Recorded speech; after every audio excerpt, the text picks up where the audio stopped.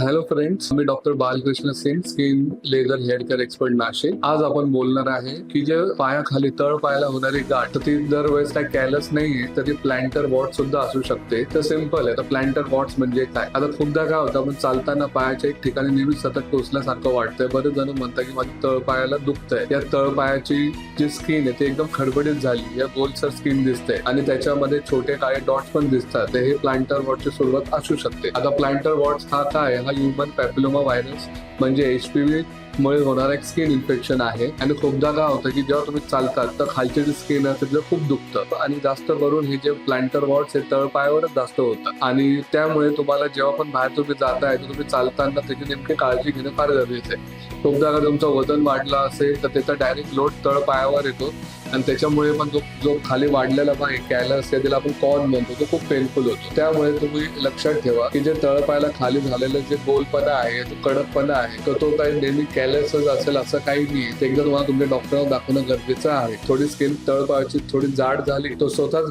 घरच्या घरी ब्लेडने कापतात आणि घरगुती उपाय करतात. ते तुम्ही करू नका. कधी कधी अगर ब्लेडने जास्त स्किन कापल्या गेली तर तुमचं ब्लिडिंग वाढू शकतं. त्यामुळे मला एकच सांगायचं की तळपायाला होणारी एखादी गाठ असेल या कडकपणा असेल तर तुम्ही योग्य तुमच्या स्किन केअर डॉक्टरांना दाखवा आणि एकदा समजून घ्या की नेमकी तो कडकपणा प्लांटर वॉर्ड्सच आहे का कॅलस आहे. Thank you very much.